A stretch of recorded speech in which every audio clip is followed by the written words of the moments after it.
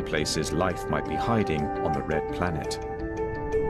There are Mars's tremendous volcanoes, some of them 6 times larger than those on Earth.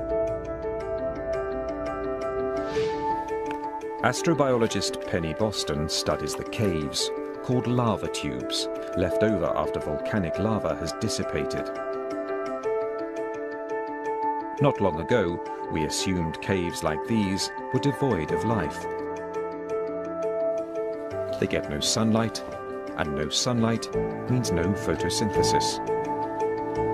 But in lava tubes outside Albuquerque, New Mexico, Boston has found evidence of extreme life. Because we know Mars has many, many lava tubes. And so here we have the opportunity to see how these formed and also to look at the life that inhabits them.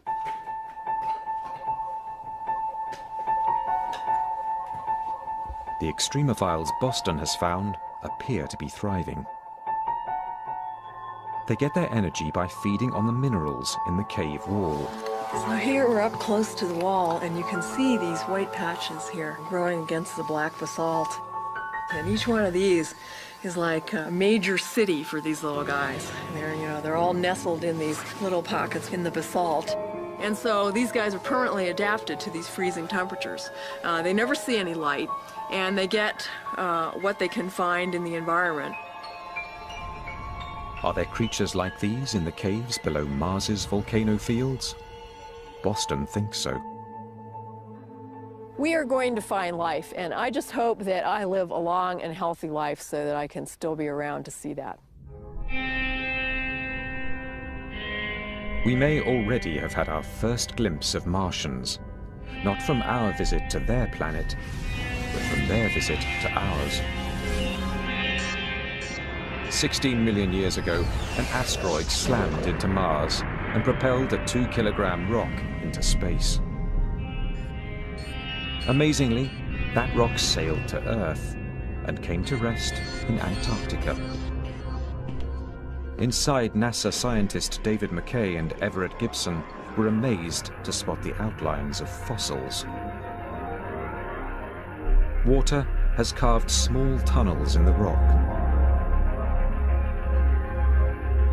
And in these tunnels, McKay and Gibson found what they believed to be evidence of bacterial life. These are little microbes, and they're dead, and they're fossils, or in some cases, we don't even see the forms. We see the footprints or the evidence that they were there. Life from Mars? Maybe. The hunt is only just beginning. NASA plans to send a rover called Phoenix to Mars. Unless there's something extraordinarily miraculous about our solar system or our planet, then life has got to be extremely commonplace. I mean, there's got to be large numbers of worlds with life, and some of them would have cooked up intelligent life.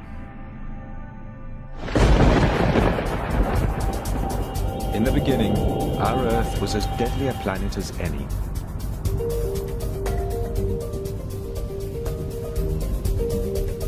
Over the first billion years of Earth's existence, cosmic debris pummeled it mercilessly.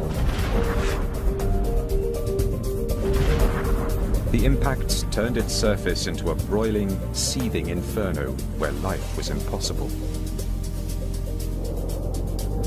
But once the solar system settled down and the Earth began to cool, water appeared, setting the stage for life. In 1953, researcher Stanley Miller proved in a lab experiment just how easily life on Earth got its start. He combined water with hydrogen, methane, and ammonia, components of the Earth's early atmosphere. Then he zapped his solution with an electric charge to simulate lightning. His results shocked the world. Miller had created organic molecules called amino acids, the protein building blocks of all living things. If lightning helped jumpstart life on Earth, could it have done the same on other planets? Galactic probes have now found the ingredients in Miller's experiment throughout our solar system, including one essential to life. One of the requirements that every form of life that we know about on Earth has, every single one, is liquid water. We've used evidence for liquid water to kind of guide our search for habitable environments.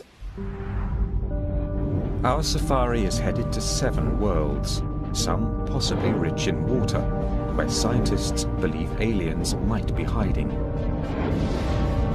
While any life there might have begun much like life on Earth, how it looks now is anyone's guess.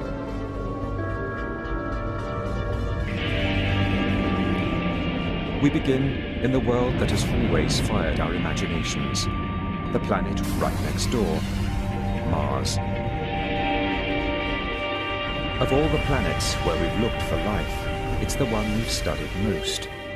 The scientist who may get the first look at Martians, if they're found, is Steve Squires, principal investigator for NASA's Mars rovers. Mars has always had, among all the planets, I think, a special fascination for humans. For a very long time, we've known enough about Mars to know that it is probably the most Earth-like. It may be the most like Earth, with an atmosphere and seasons, but we humans would perish quickly on Mars. Its air is thin, 40 times thinner than the air at the top of Mount Everest. And it sits in a bad neighborhood of our minority of the population. For example, if you show people a photograph which is actually being computer generated of them from their childhood going on a balloon ride, and this photograph is in with lots of photographs from things in their childhood which really did take place, a sizable minority will actually quite happily tell you about the time they went up in a hot air balloon when they were 6, even though that event never actually took place. We do know that we're all potentially prone to these false memories, much more so than we would ever have once guessed. False memory syndrome is based on the idea that memory is faulty. And memory is faulty. Obviously, I'm living proof that memory is faulty the older I get. The fact is, though, that memory is not so faulty that people are going to forget entire events. They might get details wrong. They might get their chronology out of order a little bit. But the fact that they were, for example, in a train crash or something like that, they're not going to forget that event. Without anecdotal evidence, without human memory, without the ability to retrieve memories, we would not have a judicial system and a civilization would grind to a halt. Psychologists have developed a wide range of plausible theories to explain why individuals believe they've been abducted by aliens. But all of them have ultimately been countered by ufologists. It has ranged from simply lying to psychosis, it's mass hallucination, it's mass hysteria. It goes on and on and on. There is no end to it. However, skeptics believe there is one simple factor that makes their case watertight. As a scientist, I'm interested in the question of whether or not there is anything happening here in terms of objective reality. If there's no way of us being able to produce any kind of evidence, hard physical evidence, then I'd say that what we're looking at is essentially a psychological phenomenon. In order to really challenge the skeptic's argument, ufologists need to find evidence that can stand up to scientific scrutiny. In France, one of the Real 4400 believe they may hold the proof ufologists have been looking for. Je me considère absolument rationnel, à la fois dans les activités et dans les pensées que j'ai. Eric Julien is a retired pilot and air